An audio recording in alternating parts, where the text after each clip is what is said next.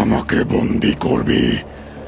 এখনো সময় আছে, চলে যা এখান থেকে, নয়তো তোর বংশ অব্দি আমি নিঃশেষ করে দেব। আমার কাছে নিজের স্বার্থের আগে মানুষের উপকার করা বরাবর আগে স্থান পেয়েছে। আজও তার কোনো ব্যতিক্রম হবে না। তোর যা করার তুই কর।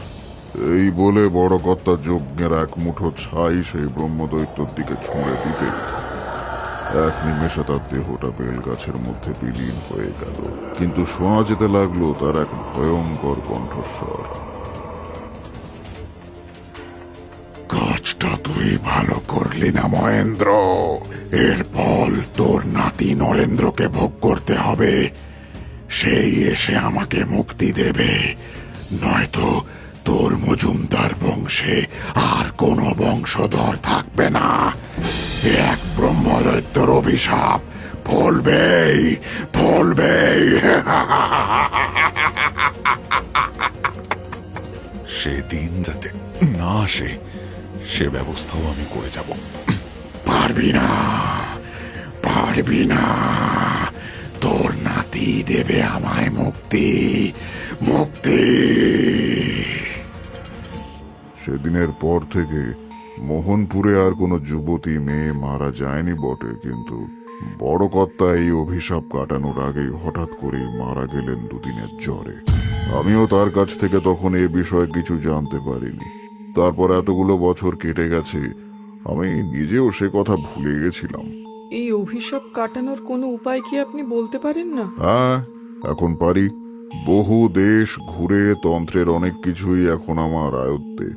তবে অভিশাপ ফলে যাওয়ার আগে কাটানো আর ফলে যাওয়ার পরে কাটানোর পদ্ধতির মধ্যে বিস্তর ফারাক, আর সেই পদ্ধতি বড়ই কঠিন। যত কঠিনই হোক আমরা করব। আপনি শুধু বলুন আমাদের কি করতে হবে। অভিশাপ যখন ফলে গেছে তখন নরেন্দ্রকে ওকে মুক্তি দিতেই হবে।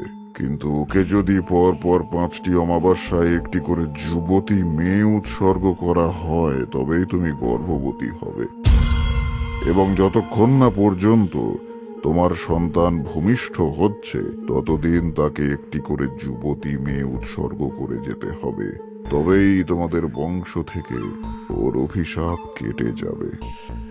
এরপর ওর যা ব্যবস্থা করার আমি করব। তবে হ্যাঁ, এতে যদি একটুও ভুল হয় আমি সহ তোমরা সবাই মারা পড়বে। আমি রাজি। এই অমাবস্যাতেই আপনি ওই ব্রহ্মদৈত্যের মুক্তির ব্যবস্থা করুন।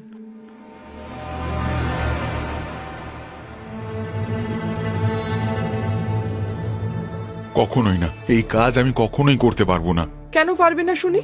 তোমাদের বংশের অভিশাপের জন্য আমি চিরকাল বাঁজা হয়ে থাকতে পারবো না। তোমাকে এই কাজ করতেই হবে। এতগুলো যুবতী মেয়ের বলি দেওয়ার অর্থ তুমি বুঝতে পারছো মালা? একবার যদি গ্রামের লোক বুঝতে পারে তাহলে কি হতে পারে জানো? আমি তোমার কোনো কথা শুনতে চাই না। আমার সন্তান চাই মানে চাই। বৌমা কিছু ভুল বলেনি বাবা। তাছাড়া অভিশাপ না কাটালে আমরা যে নির্বংশ হয়ে যাব। তুই যেভাবে পারিস ব্যবস্থা কর বাবা। বেশ, তোমরা যখন বলছো দেখছি কি করা যায়।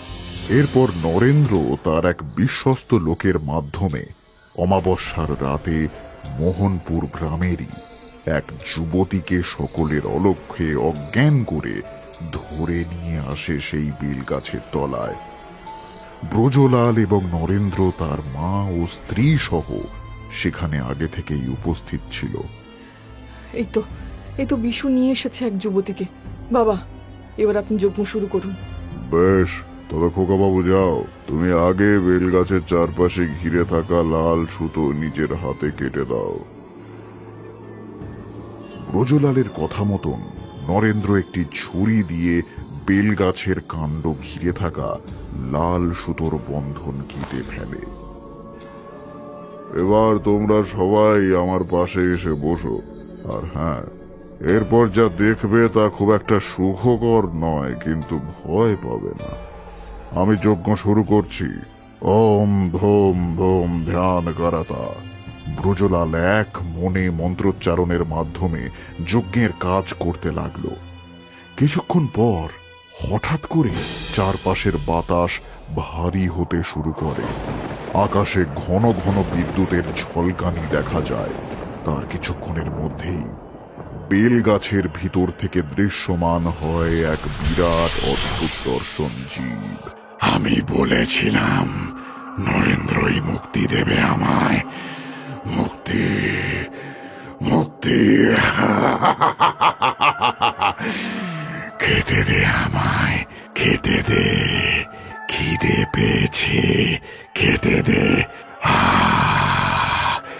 কত বছর ধরে খিদের জ্বালায় জ্বলছি, খেতে দে। চেয়ে দেখো, তোমার ভোগ তৈরি আছে, চেয়ে দেখো। ব্রজলালের কথা শেষ হতে না হতেই ব্রহ্মদৈত্য এক নিমেষে ঝাঁপিয়ে পড়ে বেলগাছের তলায় শোয়ানো অজ্ঞান মেয়েটির উপর। প্রথমেই সে এক টানে মেয়েটির মাথা ছিঁড়ে মুখে পুরে নেয়। তারপর কয়েক মুহূর্তের মধ্যেই মেয়েটির সর্বশরীর ছিঁড়ে খুঁড়ে খেয়ে ফেলল। মাটিতে পড়ে থাকলো শুধু কিছু হাড় ও জামা কাপড়ের অংশ বিশেষ। এই ভয়ানক দৃশ্য দেখে মালা, নরেন্দ্র ও গিরিবালা দেবী ভয়ে কাঁপতে শুরু করেন। তুমি মুক্তি পেয়েছ, তোমার খাদ্যের যোগানও নরেন্দ্র প্রতি অমাবস্যায় করবে, কিন্তু তার বদলে মজুমদার বংশকে দেওয়া অভিশাপ ফিরিয়ে নিতে হবে তোমাকে। আর গ্রামের কোনো মানুষের ক্ষতি করা চলবে না। বেশ, তাই হবে। কিন্তু আমি যদি আমার খাবার সময় মতো না পাই, তবে তোদের সবাইকে নিঃশেষ করে দেব আমি, মনে রাখিস।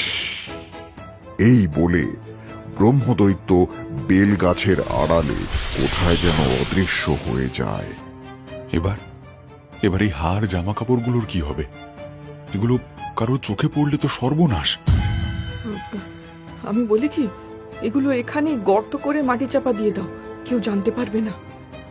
মালার কথা মতন নরেন্দ্র আর বিশু মিলে ওই গাছের তলাতেই গর্ত করে সমস্ত কিছু মাটি চাপা দিয়ে রাতের অন্ধকারে চুপচাপ নিজেদের বাড়িতে ফিরে আসে।